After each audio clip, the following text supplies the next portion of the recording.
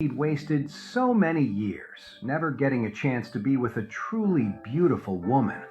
Half his life was gone, and he'd spent it paying attention to that awful wife of his. Today was his chance to break free. Thinking of it, he smiled and said, "Oh, Miss Wilson, since you're in need, we can definitely talk about this. I'm Silas Bennett, and I'm not as unreasonable as you might think." Claire thought she had a chance, and she quickly sat back down, asking hopefully, "Mr. Bennett, are you willing to give us the building materials on credit?" Silas deliberately kept his answer vague. "If it were anyone else, I'd say no immediately. But since it's you, Miss Wilson, I can consider it." Claire quickly added, "Our partnership with the Grand Group is very solid. If you give us the materials on credit, we'll be able to pay you as soon as we get the first payment from Grand." Silas nods. "Hang on. Let me make some coffee and we can talk it over." With that, he got up and went to get the coffee from a cupboard. With his back to Claire, he put the coffee in the coffee maker, while also taking a small box from his pocket. He usually took these pills himself. He'd been having some trouble sleeping lately, and his doctor had prescribed some powerful sleeping pills for him. Just one pill was usually enough to guarantee him a good night's sleep. Silas put 6 sleeping pills into the water for the coffee. His intentions were far from innocent. In his mind, he had already planned how to manipulate the situation in his favor, counting on her trust, her vulnerability, and the compromising position she'd soon be in. He believed that with the right leverage, she'd never be able to defy him. Feeling satisfied with his plan, he composed himself and returned to the sofa, placing the coffee on the table with a smile. While pouring Claire a cup of coffee, he said, "Miss Wilson, don't worry. Let's relax and talk this over with a nice cup of tea." Claire didn't suspect a thing. After all that talking, her throat was a little dry, so she picked up the cup and took a big sip. Silas was beyond excited now. Claire just had a captivating charm that made his heart pound faster and faster. Today was a gift from God. Seeing Claire drink the coffee, Silas was thrilled. Now, all he had to do was wait. Soon after Claire finished the cup, she realized something was wrong. Her head felt dizzy and heavy. What was happening? She was horrified. Had Silas put something in the coffee? The thought made Claire tremble with fear. She tried to stand up, but her legs felt weak. She realized with a sinking feeling that it would be hard to escape on her own. While she was still clear-headed, she quietly turned on her phone, found Charlie's number, and pressed the voice message button. She sent the message while saying to Silas, "Mr. Bennett, I feel a little dizzy. Is there something wrong with this coffee?"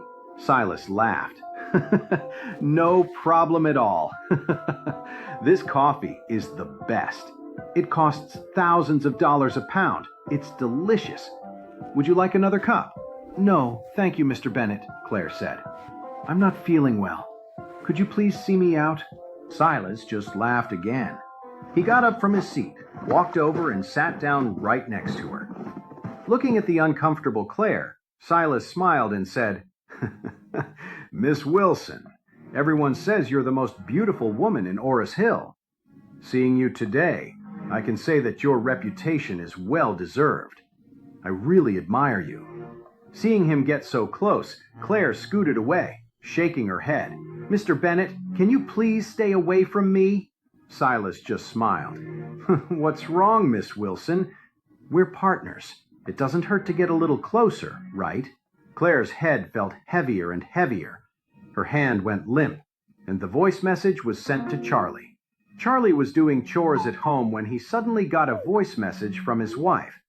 He opened it without thinking, and a wave of pure rage washed over him. Hell no!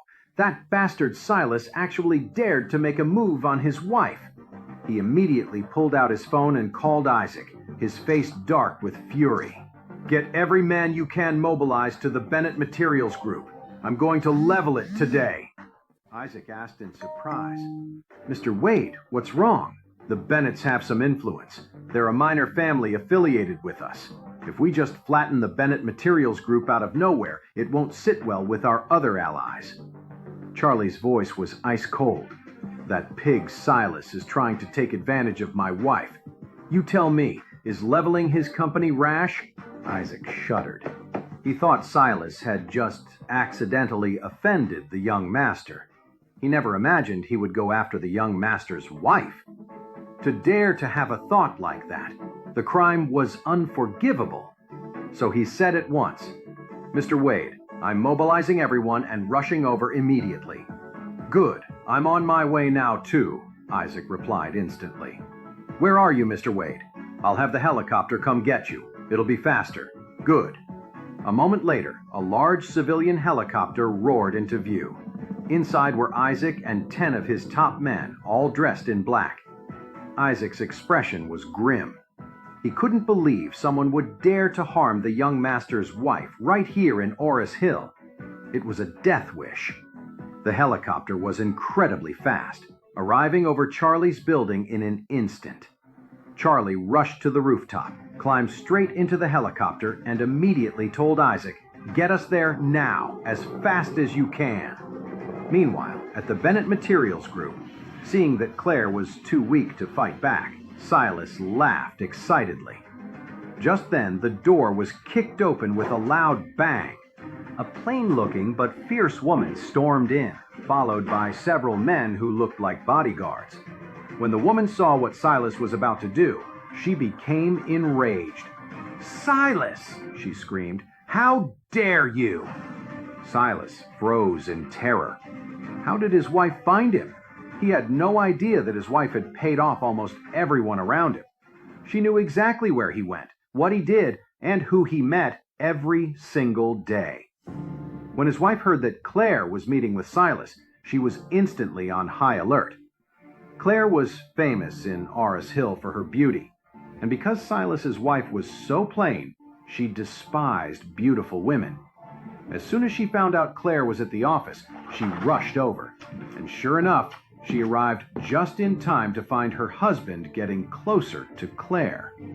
Silas was panicking. "Honey, listen to me," he stammered. "Let me explain. She seduced me." His wife looked at Claire, whose face was flushed and her clothes disheveled. Her anger boiled over.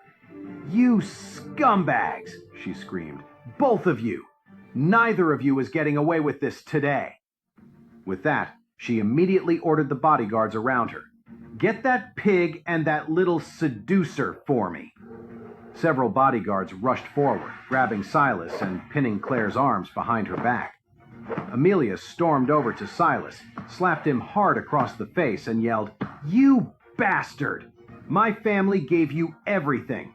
Without us, you'd still be scrubbing toilets somewhere. And you dare to betray me?" Amelia hit him, again and again, trembling with rage. Silas screamed and cried, "Honey, don't blame me, I swear. It wasn't my fault. Blame this woman. She seduced me." Amelia asked coldly, "You're going to tell me exactly what's going on?" Silas hurriedly explained. "This woman, Claire, her family's business is having cash flow problems. So she came asking me for $10 million worth of building materials on credit. You know our company never works on credit, and I never make exceptions." Speaking of this, Silas pointed angrily at Claire and cursed, "This shameless woman! When I turned her down, she offered to sleep with me if I gave her the materials on credit." Amelia asked coldly, "So you were about to sleep with her?" "No," Silas said desperately. "I was just confused for a moment, that's all. But I swear, nothing actually happened between us." Amelia was furious. She strode over to Claire and looked down at her, seeing how dazed and confused she was. She raised her hand and slapped her hard. "You filthy woman! You dare to seduce my husband? You think you can get away with this? I'm going to kill you. But first, I'm going to ruin that pretty little face of yours.